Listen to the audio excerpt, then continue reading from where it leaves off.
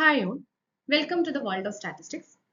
So now in this video also we discuss distribution theory MCQs. അപ്പോൾ already നമ്മൾ 3 videos ചെയ്തിട്ടുണ്ടായിരുന്നു. അതിന്റെ continuation ആയിട്ടുള്ള നെക്സ്റ്റ് വീഡിയോ ആണിത്. കഴിഞ്ഞ 3 വീഡിയോസിലെയും ക്വസ്റ്റ്യൻസ് എല്ലാവർക്കും മനസ്സിലായിട്ടുണ്ടെന്ന് വിചാരിക്കുന്നു, എല്ലാവർക്കും യൂസ്ഫുൾ ആയിട്ടുണ്ടെന്ന് കരുതുന്നു. Okay, so now here we start the first question. chi-square distribution is used for the test of. chi-square distribution എന്ത് ടെസ്റ്റ് ചെയ്യാൻ വേണ്ടിയിട്ടാണ് യൂസ് ചെയ്യുന്നത്? ആക്ച്വലി ഇതിന്റെ ഒരു ബാലൻസ് ക്വസ്റ്റ്യൻ നമ്മൾ പ്രീവിയസ് ആയിട്ടുള്ള വീഡിയോയിൽ ചെയ്തിട്ടുണ്ടായിരുന്നു. ഇതേപോലത്തെ ഒരു സെയിം ക്വസ്റ്റ്യൻ നമ്മൾ എടുത്തിരിക്കുന്ന ക്വസ്റ്റ്യൻസ് ഓൾമോസ്റ്റ് എല്ലാം തന്നെ റിപ്പീറ്റഡ് ക്വസ്റ്റ്യൻസും and mostly and frequently expect ചെയ്യാൻ പറ്റുന്ന ക്വസ്റ്റ്യൻസും ആണ്. ഓക്കെ, ആ ഒരു ഇമ്പോർട്ടൻസിൽ അല്ലെങ്കിൽ ആ ഒരു എന്താ പറയാ ഒരു സീരിയസ്നെസ്സിൽ വേണം നമ്മുടെ വീഡിയോസിലെ ക്വസ്റ്റ്യൻസ് കാണാൻ വേണ്ടിയിട്ട്. അപ്പോൾ here the question is chi-square distribution എന്ത് ടെസ്റ്റ് ചെയ്യാൻ വേണ്ടിയിട്ടാണ് യൂസ് ചെയ്യുന്നത്?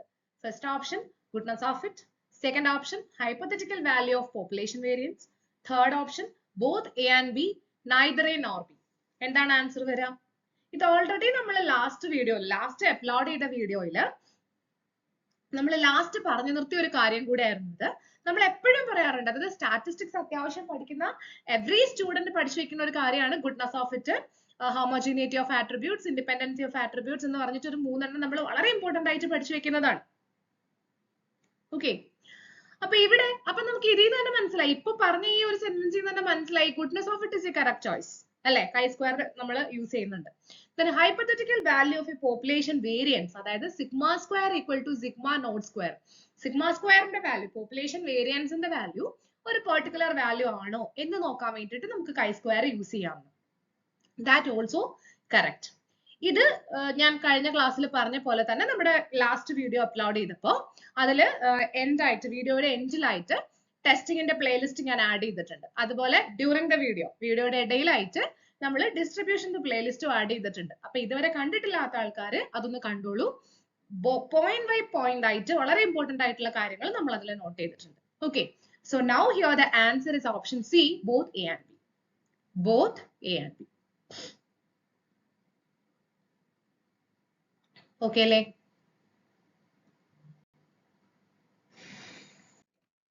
Second question. If the degrees of freedom n for the chi-square distribution tend to infinity, the chi-square distribution tends to Fisher-Tropsch distribution with n degrees of freedom, normal distribution with mean n and variance to n, both A and B, none of A and B. അതായത് ഈ D F എന്ന് ഉദ്ദേശിച്ചിരിക്കുന്നത് degrees of freedom ആണ്. ഈ degrees of freedom എന്താണെന്ന് already നമ്മുടെ പ്ലേലിസ്റ്റുകളിലുണ്ട്. Number of independent observations. Okay, അപ്പോ n ഡിഗ്രീസ് ഓഫ് ഫ്രീഡം ഉള്ള chi-square ഡിസ്ട്രിബ്യൂഷൻ, ആ n ടെൻസ് ടു ഇൻഫിനിറ്റി ആയാൽ ആ chi-square ഡിസ്ട്രിബ്യൂഷൻ എന്തിലോട്ട് കൺവേർട്ട് ചെയ്യും? ആക്ച്വലി ഇത് നമ്മൾ ഓപ്ഷൻസ് ഒന്നും വെരിഫൈ ചെയ്യേണ്ട ആവശ്യം പോലും ഇല്ല. നമ്മൾ എപ്പോഴും പറയാറുണ്ട് ഡിസ്ട്രിബ്യൂഷനുകളുടെ ഒരു കിങ് ആണ് normal distribution. So every distribution asymptotically goes to normal distribution. നമ്മൾ അത് പഠിച്ചു വെക്കുന്ന ഒരു കാര്യമാണ്. അതൊരു asymptotic property ആണ്. ഓൾമോസ്റ്റ് എല്ലാ ഡിസ്ട്രിബ്യൂഷൻസും അതിന്റെ ഡിഗ്രീസ് ഓഫ് ഫ്രീഡം അല്ലെങ്കിൽ പാരാമീറ്റേഴ്സ് അല്ലെങ്കിൽ സാമ്പിൾ സൈസ് ഒക്കെ n tends to infinity ആവുമ്പോൾ അതിനെയാണ് നമ്മൾ asymptotically എന്ന് പറയുന്നത്. ആവുമ്പോൾ that almost convert to normal distribution എന്നുള്ളത് നമ്മൾ എപ്പോഴും പഠിച്ചു വെക്കുന്ന ഒരു കാര്യമാണ്. അങ്ങനെ chi-square ആവുമ്പോൾ asymptotically പോകുമ്പോൾ mean n ഉം variance 2n ആയിരിക്കും. So answer is option B, normal distribution with mean n and variance 2n. Okay le.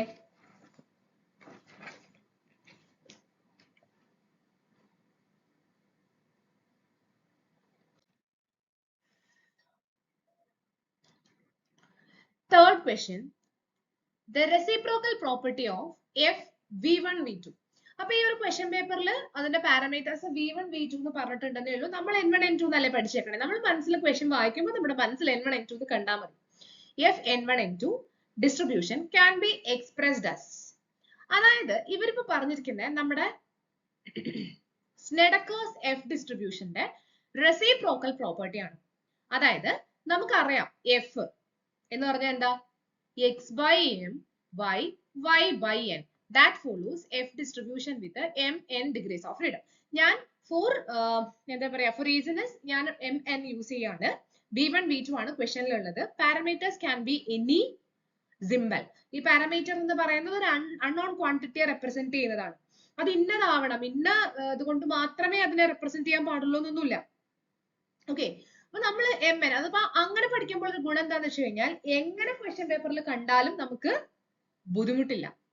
Okay, അപ്പോ F X by M by Y by N ആവുമ്പോ അത് that follows F M N ആണ്. ഇത് ചോദിച്ചിരിക്കുന്നത് what is the reciprocal property of that F distribution.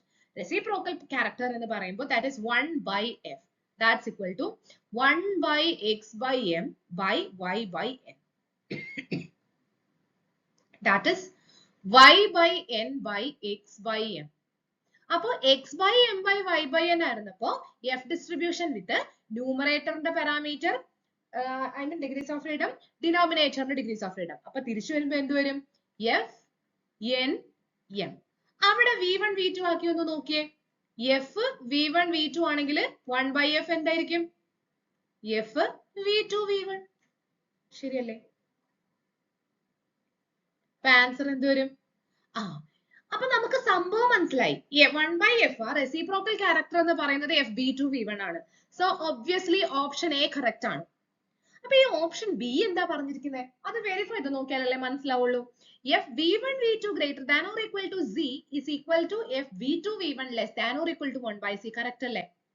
ഇവിടെ v1 v2 ആണ്, അപ്പൊ c. ഇവിടെ v2 v1 ആണ്, അപ്പൊ 1 by c. That's also correct. അത് പ്രോബബിലിറ്റിയിൽ പറഞ്ഞിരിക്കുക. ഇതൊരു ഷുവർ പ്രോബബിലിറ്റി, അപ്പൊ അതിന് കറസ്പോണ്ടിങ് ആയിട്ട് ഒരു ഇക്വാലിറ്റി ഇതിനുണ്ട് എന്നാണ് അവർ ഉദ്ദേശിക്കുന്നത്. So answer is option C, both A and B. Okay,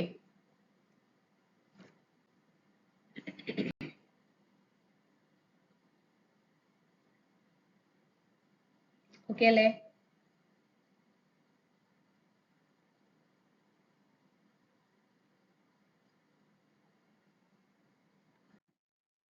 fourth question it's also very important. ഇപ്പൊ ഈ പറഞ്ഞ 3 ക്വസ്റ്റ്യൻസ് ഉണ്ടല്ലോ, കുറെ അടുത്ത് റിപ്പീറ്റ് ചെയ്ത് ചോദിച്ച് കണ്ടിട്ടുള്ളതാണ്. ഇപ്പൊ നമ്മളിപ്പം എല്ലാം ഇങ്ങനെ റിപ്പീറ്റഡ് ആണെന്ന് പറയുമ്പോൾ നിങ്ങൾക്ക് തന്നെ സംശയം ഉണ്ട്. അതുകൊണ്ട് ഞാൻ എപ്പോഴും പറയുന്നില്ല. പക്ഷെ നിങ്ങൾ ഒരു പ്രീവിയസ് ക്വസ്റ്റ്യൻ പേപ്പർ എടുത്ത് നോക്കൂ. പ്രീവിയസ് ക്വസ്റ്റ്യൻ പേപ്പർ കാണുമ്പോൾ നിങ്ങൾക്ക് മനസ്സിലാവും ഈ ക്വസ്റ്റ്യൻസ് ഒക്കെ വളരെ റിപ്പീറ്റഡ് ആയിട്ട് പല എക്സാംസിനും കണ്ടിട്ടുള്ളതാണ്, പല സ്റ്റാറ്റിസ്റ്റിക്കൽ ബേസ്ഡ് എക്സാംസിനും കണ്ടിട്ടുള്ളതാണ്. Okay, so next question. If x follows f mn, the variable m by n x is distributed as. This very important. ഇത് വളരെ ഫ്രീക്വന്റ് ആയിട്ട് ചോദിച്ചിട്ടുള്ള ഒരു ക്വസ്റ്റ്യൻ ആണ്. If x എന്ന് പറയുന്ന random variable follows f distribution with the parameters mn, അങ്ങനെയാണെങ്കിൽ m by n x എന്താണ് ഫോളോ ചെയ്യുന്നതെന്നാണ് ചോദ്യം. ഇവിടെ നമുക്ക് നമ്മുടെ മറ്റേ സ്ട്രാറ്റജി യൂസ് ചെയ്താലോ? Big to small, small to big. ഇതിപ്പോ നമുക്ക് ഇതിനെ സ്മോൾ ആയിട്ട് കണ്ടൂടെ? ബിക്കോസ് m by n എന്ന് പറയുന്നത് എന്താ പറയാ, എ പെർട്ടിക്കുലർ കോൺസ്റ്റന്റ്. പിന്നെ ഒരു x മാത്രമേ ഉള്ളൂ. അപ്പൊ നമുക്ക് ഇതിനെ സ്മോൾ ആയിട്ട് കണ്ടൂടെ? അപ്പൊ ഓട്ടോമാറ്റിക്കലി ഇപ്പുറത്ത് എന്താ വരണ്ടേ? ബിഗ്. ബിഗ് എന്താ? ബീറ്റ ഡിസ്ട്രിബ്യൂഷൻ വിത്ത് സെക്കൻഡ് കൈൻഡ്. ബീറ്റ ഡിസ്ട്രിബ്യൂഷൻ വിത്ത് സെക്കൻഡ് കൈൻഡ് ആണ് വരുന്നത്. അപ്പോ x by x plus y എന്ന് വരുന്ന ബിഗിന് മാത്രമേ ഉള്ളൂ ബീറ്റ ഡിസ്ട്രിബ്യൂഷൻ വിത്ത് 1 പാരാമീറ്റർ വരുന്നത്, ഐ മീൻ ഫസ്റ്റ് കൈൻഡ് വരുന്നത്. ഇവിടെ m by n x ആണ്. അപ്പൊ നമുക്ക് സ്മോൾ ആയിട്ട് കാണാം. So beta distribution of second kind ആണ് വരുന്നത്. ഇനി അങ്ങനെ നോക്കുമ്പോൾ 2 സെക്കൻഡ് കൈൻഡ്സ് ഉണ്ട് ഇവിടെ. അതിൽ ഏതാണ് വരിക? അതില് m by 2 n by 2 ആണ് വരിക. m by 2 n by 2. So the answer is option B. Option B, beta distribution with second kind of m by 2 n by 2 parameters. Okay.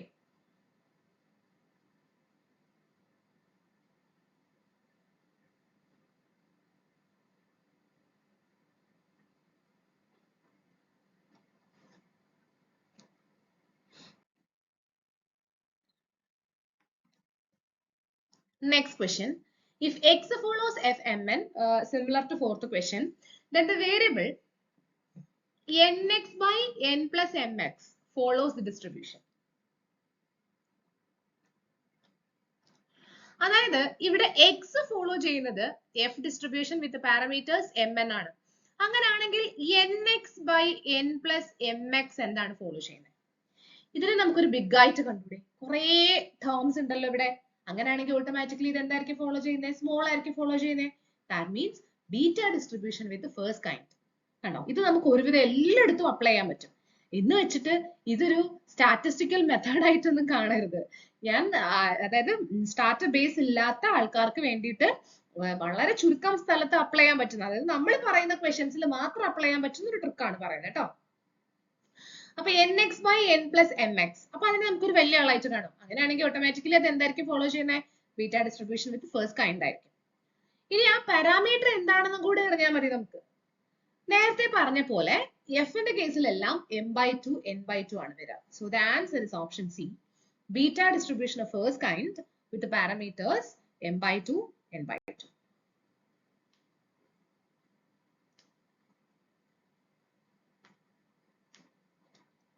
Okay അല്ലേ?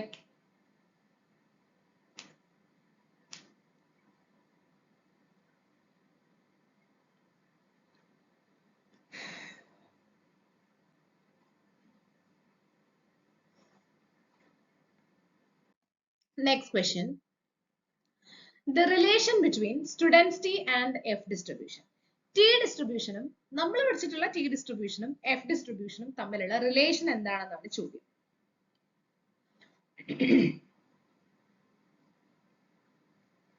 Relation എന്താന്ന് വെച്ച് കഴിഞ്ഞാൽ T ഡിസ്ട്രിബ്യൂഷന്റെ സ്ക്വയർ എന്ന് പറയുന്നത് F distribution വിത്ത് parameters 1n ആയിരിക്കും. അത് എങ്ങനെയാണെന്ന് അറിയാം?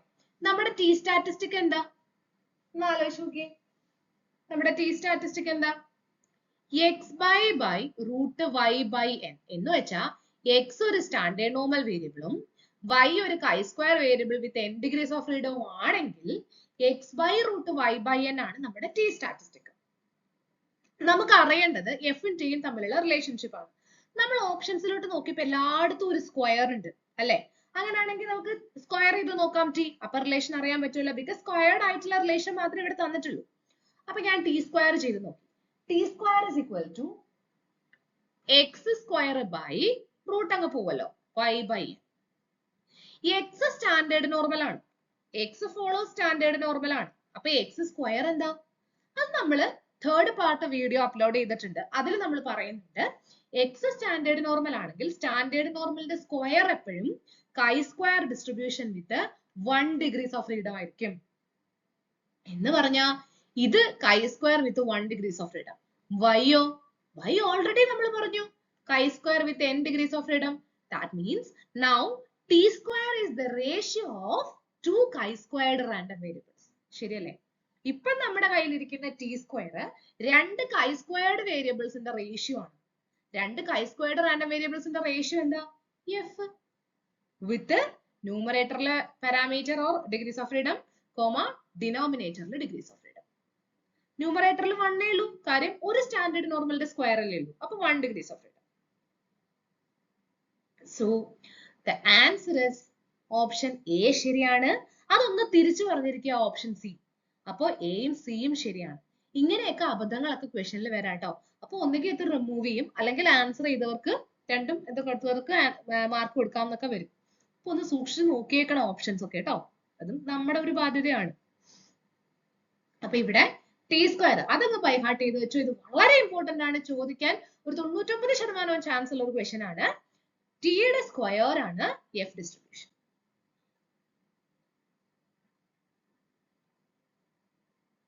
ഓക്കെ അല്ലേ?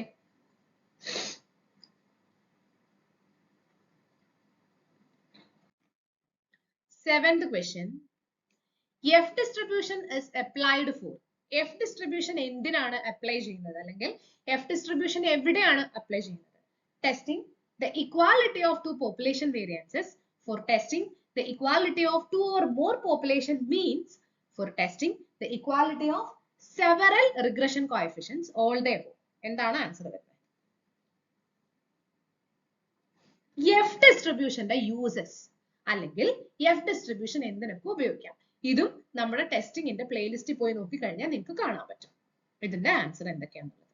നമുക്ക് ഓപ്ഷൻസ് വെരിഫൈ ചെയ്ത് നോക്കാം. Testing the equality of two population variances. രണ്ട് പോപ്പുലേഷൻ വേരിയൻസുകളുടെ equality, that means sigma 1 square equal to sigma 2 square test ചെയ്യാൻ യൂസ് ചെയ്യാം. കറക്റ്റ് ആണ്. അത് അതിന്റെ ഒരു ടെസ്റ്റ് ചെയ്യുന്നത് നമ്മൾ അത് ഇപ്പൊ അറിയാം, ഡിഗ്രി മെയിൻ ഒക്കെ ആയിട്ടുള്ള ആൾക്കാർക്ക് അറിയാൻ പറ്റും. അത് നമ്മൾ തിയറി തന്നെ പഠിക്കുന്നത്. രണ്ട്, for testing the equality of two or more population means. രണ്ടോ അതിൽ കൂടുതലോ പോപ്പുലേഷൻ മീനുകളുടെ ഇക്വാലിറ്റി, അതായത് mu1 equal to mu2 equal to etc.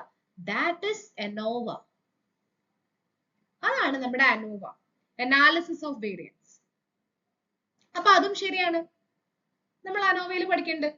For testing the equality of several regression coefficients, ρ1 equal to ρ2 equal to etc. That's also correct.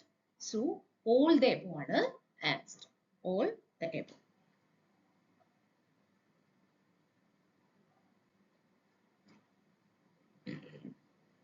Okay, അല്ലേ?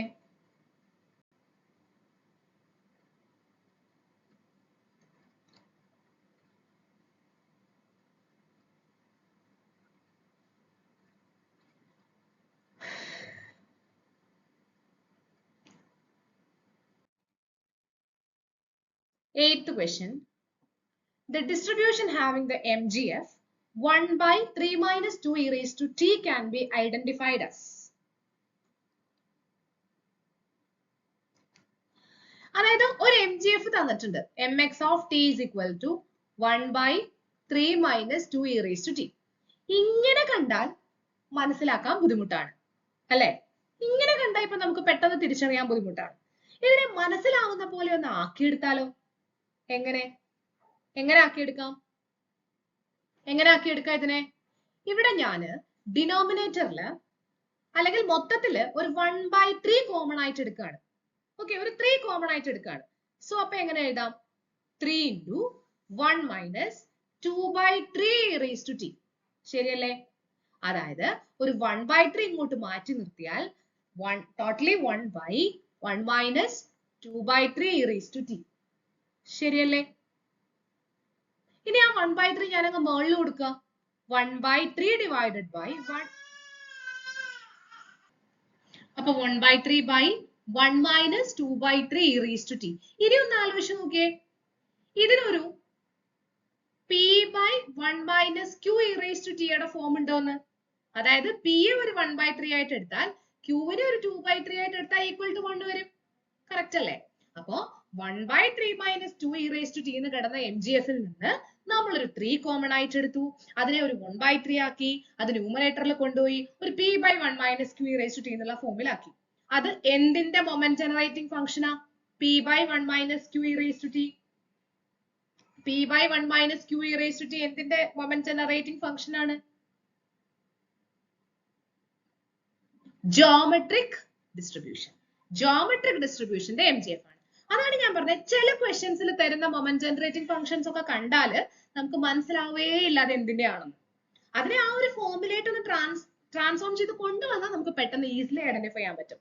So here the answer is option B, geometric distribution. p by 1 minus q raised to t. Okay.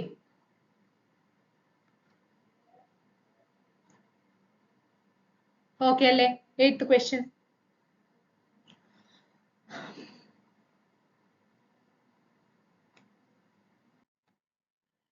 Now 9th question.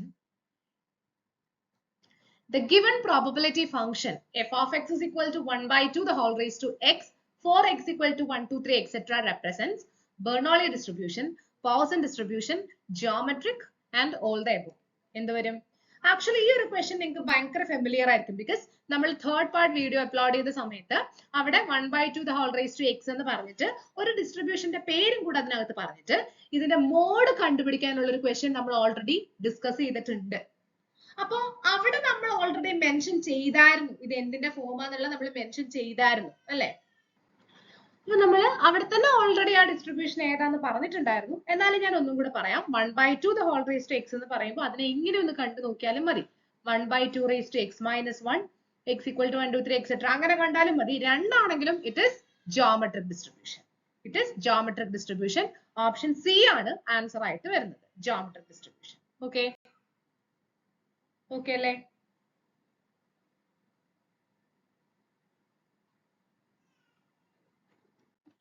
Tenth question. If the moment generating function of a distribution is q plus p raised to t the whole raised to n, then the variance of the distribution is. It's also an important question. ഇതും വളരെ important ആയിട്ടുള്ള ഒരു question ആണ്. Okay. If the geometric distribution, അതായത് ഏതോ ഒരു ഡിസ്ട്രിബ്യൂഷന്റെ geometric distribution, I mean ഏതോ ഒരു ഡിസ്ട്രിബ്യൂഷന്റെ മൊമെന്റ് ജനറേറ്റിംഗ് ഫംഗ്ഷൻ പറഞ്ഞിട്ടുണ്ട് q plus p e raised to t the whole raised to n. അങ്ങനെ ആണെങ്കിൽ അതിന്റെ വേരിയൻസ് എന്താണ്? ആ ഡിസ്ട്രിബ്യൂഷന്റെ വേരിയൻസ് എന്താണ്? അപ്പൊ നിങ്ങൾ ആലോചിക്കും, ഇങ്ങനെ മൊമെന്റ് ജനറേറ്റിംഗ് ഫംഗ്ഷൻ ഒക്കെ ഡയറക്റ്റ് വന്നിട്ട് ചോദിക്കും, അത് കുറെ ചെയ്യാനുണ്ടതാവില്ലേ? ഒരിക്കലുമില്ല. കാരണം മൊമെന്റ് ജനറേറ്റിംഗ് ഫംഗ്ഷന് വളരെ ഇമ്പോർട്ടന്റ് ആയിട്ടുള്ള ഒരു പ്രോപ്പർട്ടി ഉണ്ട്. എന്താ? Uniqueness property. എന്ന് പറഞ്ഞാൽ ഒരു ഡിസ്ട്രിബ്യൂഷന് ഒരു MGF ഉണ്ടെങ്കിൽ അത് ആ ഡിസ്ട്രിബ്യൂഷന് മാത്രമേ ഉണ്ടാവുള്ളൂ, വേറെ ഒന്നിനും ഉണ്ടാവില്ല. അതായത് ഒരു ഡിസ്ട്രിബ്യൂഷൻ നോക്കി നമുക്ക് മൊമെന്റ് ജനറേറ്റിംഗ് ഫംഗ്ഷൻ നോക്കി ഡിസ്ട്രിബ്യൂഷൻ ഏതാണെന്ന് നമുക്ക് വളരെ പെർഫെക്റ്റ് ആയിട്ട് പറയാൻ പറ്റും. ഇപ്പൊ q plus p raised to the whole raised to n, ഇത് എന്തിന്റെയാ? നമുക്കറിയാവുന്ന ബൈനോമിയൽ ഡിസ്ട്രിബ്യൂഷന്റെയാ. അപ്പൊ വേരിയൻസ് എന്തായിരിക്കും? NPQ. സിമ്പിൾ അല്ലേ? അപ്പോ മൊമെന്റ് ജനറേറ്റിംഗ് ഫംഗ്ഷൻ, അപ്പൊ നമ്മൾ ഒരു എക്സ്ട്രാ കാര്യം കൂടെ ഇവിടുന്ന് പഠിച്ചു. മൊമെന്റ് ജനറേറ്റിംഗ് ഫംഗ്ഷന് യുണീക്ക്നെസ് പ്രോപ്പർട്ടി ഉണ്ട്. ബൈനോമിയൽ ഡിസ്ട്രിബ്യൂഷൻ ഒരു MGF ഉണ്ടെങ്കിൽ അത് ബൈനോമിയൽ ഡിസ്ട്രിബ്യൂഷന്റെ മാത്രമാണ്, അത് വേറെ ഒന്നിനും ഉണ്ടാവില്ല. Okay, so here the answer is option C, NPQ.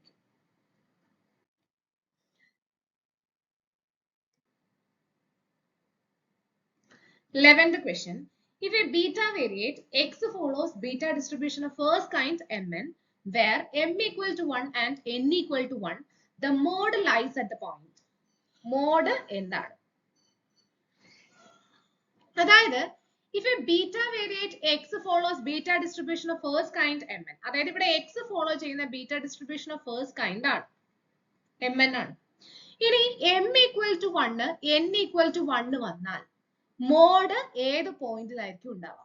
Mode value ഏത് പോയിന്റിലായിരിക്കും വരാം? ആ എമ്മിനും എന്നിനും 1 കൊടുത്ത് ബീറ്റ ഡിസ്ട്രിബ്യൂഷൻ ഓഫ് ഫസ്റ്റ് കൈൻഡിന്റെ പ്രോബബിലിറ്റി ഡെൻസിറ്റി ഫംഗ്ഷൻ നമുക്കൊന്ന് എഴുതിയാലോ? ബീറ്റ ഡിസ്ട്രിബ്യൂഷൻ ഓഫ് ഫസ്റ്റ് കൈൻഡിന്റെ പ്രോബബിലിറ്റി ഡെൻസിറ്റി ഫംഗ്ഷൻ എന്താ? 1 by beta mn x raised to m minus 1 1 minus x raised to n minus 1. ശരിയല്ലേ? ശരിയല്ലേ? പെർഫെക്റ്റ് അല്ലേ? ഇനി ഇവിടെ എമ്മിനും എന്നിനും ഒന്ന് 1 കൊടുത്ത് നോക്കിയേ. That's equal to 1 by beta of 1 1 x raised to 0 1 minus x raised to 0. എന്ന് വെച്ചാ 1 by beta of 1 1 x raised to 0 1 1 minus x raised to 0 1. അപ്പൊ 1 by beta of 1 1, ഈ beta of 1 1 ന്റെ വാല്യൂ എന്തോ ആയിക്കോട്ടെ, അത് that is none of such important.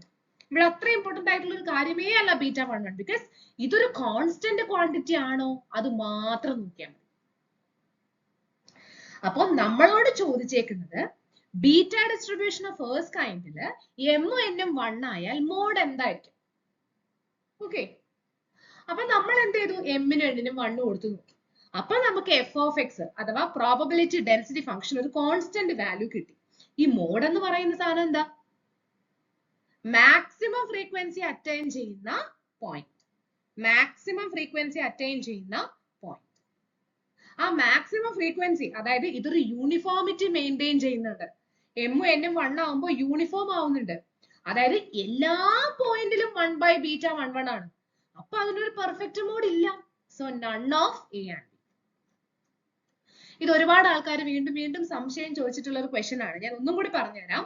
Beta distribution of first കൈൻഡിന്റെ എമ്മും എന്നും 1 ആയി കഴിഞ്ഞു കഴിഞ്ഞാൽ mode എന്താണെന്നായിരുന്നു question.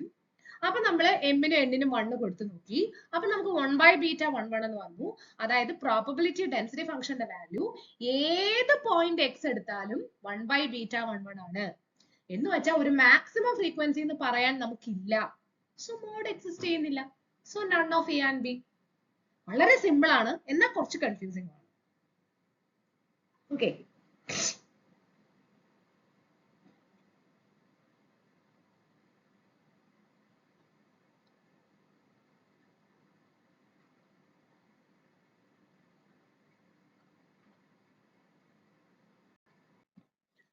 twelfth question. If x1 follows binomial n1 p1 and x2 follows binomial n2 p2, then the sum of the variates x1 plus x2 is distributed as. It's very simple question. ഇത് വളരെ simple ആയിട്ടുള്ള ഒരു question ആണ്, എന്നാൽ ഒരുപാട് question പേപ്പേഴ്സിൽ കണ്ടിട്ടുള്ളതുമാണ്. X follow ചെയ്യുന്നത് binomial distribution വിത്ത് n1 p1. Y follows അല്ലെങ്കിൽ x1 x2 follows binomial distribution വിത്ത് n2 p2. അങ്ങനാണെങ്കിൽ x1 plus x2 എന്താ? ഇത് നമ്മൾ പഠിച്ചിട്ടുള്ള അഡിഷൻ തിയറം ആണ്.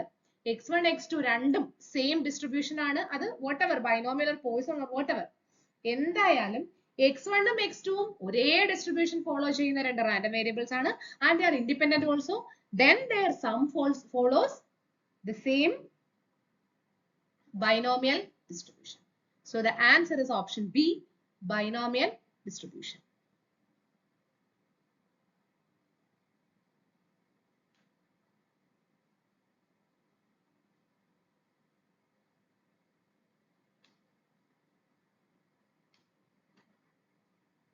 Okay, ഇത് നമ്മുടെ addition theorem. നമ്മൾ പഠിച്ചിട്ടുള്ള അല്ലെങ്കിൽ നമ്മൾ കണ്ടിട്ടുള്ള addition theorem. Very simple question. This is also an important question. The skewness of a binomial distribution will be 0 if ഒരു ബൈനോമിയൽ ഡിസ്ട്രിബ്യൂഷന്റെ സ്ക്യൂനെസ് 0 ആവുന്നത് എപ്പോഴാണ്? ഒരു ബൈനോമിയൽ ഡിസ്ട്രിബ്യൂഷന്റെ സ്ക്യൂനെസ് 0 ആവുന്നത് എപ്പോഴാണ്? എപ്പോഴാ? That p is equal to 1/2. Skewness 0 എന്ന് പറഞ്ഞതിന്റെ അർത്ഥം എന്താ? Beta 1 equal to 0. That means it is symmetric. So that is p equal to 1/2 ലാണ് ആ skewness 0 എന്നുള്ള സംഭവം കിട്ടുന്നത്. Okay, skewness 0 ആവുന്നത് ഇത് പോയിന്റ് ബൈ പോയിന്റ് ആയിട്ട് നമ്മുടെ പ്ലേലിസ്റ്റിലുണ്ട്. p less than 1/2 ആയാൽ എന്താണ്? p greater than 1/2 ആയാൽ എന്താണ്? അപ്പൊ ഞാൻ വെറുതെ ഇവിടെ അവിടെ ഒക്കെ എക്സ്പ്ലെയിൻ ചെയ്ത് ടൈം വേസ്റ്റ് ആക്കുന്നില്ല. നിങ്ങൾ പ്ലേലിസ്റ്റ് കയറി കണ്ടോളൂ. p less than 1/2 ആയാൽ എന്ത് ടൈപ്പ് ഓഫ് സ്ക്യൂ ആണ്? ഗ്രേറ്റർ ദാൻ ആയാൽ എന്ത് ടൈപ്പ് ഓഫ് സ്ക്യൂ? വളരെ കൃത്യമായി നമ്മൾ എക്സ്പ്ലെയിൻ ചെയ്യുന്നുണ്ട്. പ്ലേലിസ്റ്റ് കയറി നോക്കുക. അപ്പൊ ഇവിടെ സ്ക്യൂനെസ് 0 ആയാൽ അത് p equal to 1/2 ലാണ്.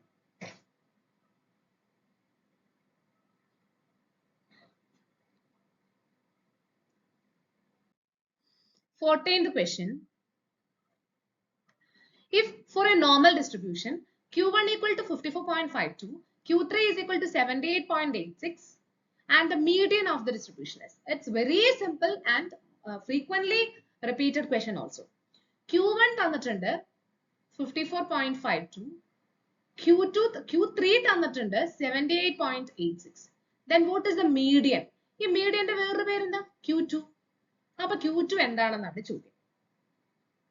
അതിന് Q1 ഉം Q3 ഉം വെച്ചിട്ടുള്ള Q2ന്റെ ഇക്വേഷൻ അറിയണം. ശരിയല്ലേ?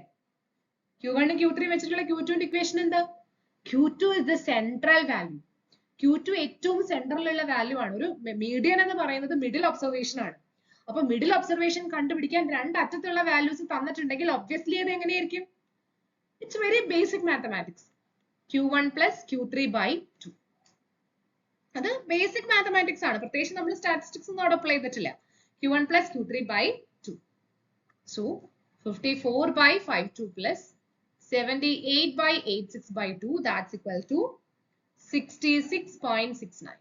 So the answer is option C, 66.69. Simple question alle.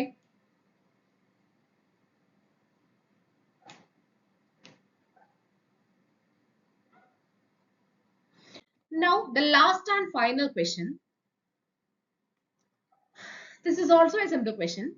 ഒരു ഡിസ്ക്രീറ്റ് റാൻഡം വേരിയബിളിന്റെ പ്രോബബിലിറ്റി മാസ് ഫംഗ്ഷൻ തന്നിട്ടുണ്ട്. P of x is equal to k into q raised to x into p. Here also p plus q equal to 1. X ന്റെ value 2, 3, 4 etc. Then k യുടെ value എന്താണ്? അപ്പൊ P of x എന്താ? k into q raised to x into p. X ന്റെ value 2, 3 etc. അപ്പൊ ഇവിടെ ഇതൊരു probability mass function ആണെന്ന് തന്നിട്ടുണ്ട്. ഒരു PMF ആണെന്ന് തന്നിട്ടുണ്ട്. അങ്ങനെയാണ് k യുടെ വാല്യൂ. ഇത് വളരെ സിമ്പിൾ അല്ലേ? നമ്മള് ഡിസ്ട്രിബ്യൂഷൻ ഫംഗ്ഷനും പ്രോബബിലിറ്റി ഡെൻസിറ്റി ഫംഗ്ഷനും ഒക്കെ പഠിക്കുന്ന സ്ഥലത്ത് നമ്മൾ പ്രോബബിലിറ്റി മാസ് ഫംഗ്ഷന്റെ പ്രോപ്പർട്ടീസ് പഠിച്ചിട്ടുണ്ട്. എന്താ പ്രോബബിലിറ്റി മാസ് ഫംഗ്ഷന്റെ property? Summation of P of x is equal to 1. തന്നിരിക്കുന്ന ഫോം, ഒരു ഫങ്ഷണൽ ഫോം നമുക്ക് തരുമല്ലോ. ആ തന്നിരിക്കുന്ന ഫങ്ഷണൽ ഫോം ഒരു പ്രോബബിലിറ്റി മാസ് ഫംഗ്ഷൻ ആണെന്ന് പറഞ്ഞിട്ടുണ്ടെങ്കിൽ ഈ പ്രോബബിലിറ്റി ഹോൾഡ് ചെയ്യും, ഈ പ്രോപ്പർട്ടി ഹോൾഡ് ചെയ്യും. അതായത് പ്രോബബിലിറ്റിയുടെ സമ്മ് 1 ആയിരിക്കണം. That means summation of k q raised to x into p equal to 1. ഇതങ്ങ് സോൾവ് ചെയ്താൽ പോരെ k കണ്ടുപിടിക്കാൻ? നമുക്കൊരു ഇക്വേഷൻ പോരെ. ഇനി എക്സിന് 2 മുതൽ 3 വരെ അങ്ങോട്ടുള്ള വാല്യൂസ് സബ്സ്റ്റിറ്റ്യൂട്ട് ചെയ്തേ. അപ്പൊ കെയും പിയും നമുക്ക് കോമൺ ആയിട്ട് പുറത്തെടുക്കാം, because these are two quantities, they are independent of X. അപ്പോ first value Q square plus Q raise to 3 plus etcetera equal to 1. ഇനി ഒരു ക്യൂ സ്ക്വയർ കോമൺ ആയിട്ട് എടുത്തൂടെ? അപ്പൊ K into P into Q square 1 plus Q plus etcetera equal to 1. So K into P into Q square into 1 plus q plus etc. അതായത് 1 minus x the whole raised to minus 1. അതായത് 1 minus q the whole raised to minus 1 equal to 1. അങ്ങനെയല്ലേ? 1 plus x plus etc. That's equal to 1 minus x the whole raised to minus 1. അപ്പോ k into p into q square by 1 minus q equal to 1. That implies k into p into q square by p equal to 1. p യും പോയി, k into q square equal to 1. That is k equal to 1 by q square. Option. വളരെ simple അല്ലേ? അപ്പോ ഇങ്ങനെയുള്ള കുറച്ച് പ്രോപ്പർട്ടീസും ക്യാരക്ടേഴ്സും ഒക്കെ അറിയണം, എന്നാലേ നമുക്ക് ഇതൊക്കെ അപ്ലൈ ചെയ്യാൻ കൂടെ പറ്റുള്ളൂ. അപ്പൊ ഹിയർ ദ 15th ക്വസ്റ്റ്യന്റെ answer option A, 1 by q square. വളരെ സിമ്പിൾ ആയിട്ടുള്ള ഒരു ക്വസ്റ്റ്യൻ.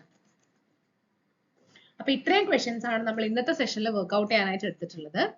എപ്പോഴും പറയുന്ന പോലെ നമ്മുടെ ഈ ക്വസ്റ്റ്യൻസ് ഒക്കെ നിങ്ങൾക്ക് യൂസ്ഫുൾ ആണെന്ന് തോന്നുന്നുണ്ടെങ്കിൽ ഓഫ് കോഴ്സ് ബാക്കിയുള്ളവർക്കും കൂടെ ഷെയർ ചെയ്ത് കൊടുക്കുക.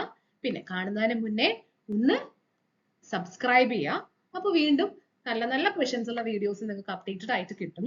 ആൻഡ് ഓൾസോ ബാക്കിയുള്ളവരിലേക്ക് എത്താൻ വേണ്ടി നിങ്ങൾക്ക് ഇഷ്ടപ്പെടുന്നുണ്ടെങ്കിൽ മാത്രം, നിങ്ങൾക്ക് യൂസ്ഫുൾ ആവുന്നുണ്ടെങ്കിൽ മാത്രം ഒന്ന് ലൈക്ക് ചെയ്യുക. ഓക്കെ, കണ്ടുപോവാതെ ഒന്ന് ലൈക്ക് ചെയ്ത് പോവാം. ഓക്കെ, അപ്പൊ അത് കുറച്ചും കൂടെ ആൾക്കാരിലേക്ക് എത്തും, കുറച്ചും കൂടെ ആൾക്കാർക്ക് ഇതിന്റെ ബെനിഫിറ്റ് കിട്ടും. ഓക്കെ, അതായത് കോച്ചിങ്ങിനൊക്കെ പോകാൻ ബുദ്ധിമുട്ടുള്ള ആൾക്കാർക്ക്, ഫിനാൻഷ്യലി സ്ട്രഗിൾ ചെയ്യുന്ന ആൾക്കാർക്ക് ഒക്കെ ഇത് വളരെ യൂസ്ഫുൾ ആവുന്നതാണ് എൻ്റെ ഒരു എക്സ്പെക്ടേഷൻ. ബിക്കോസ് ഇത്രയധികം ക്വസ്റ്റ്യൻസ് നമ്മൾ വർക്ക്ഔട്ട് ചെയ്യുന്നുണ്ട്. അപ്പൊ നിങ്ങളും യൂസ്ഫുൾ ആക്കുക, എല്ലാവരും യൂസ്ഫുൾ ആക്കുക. So thank you.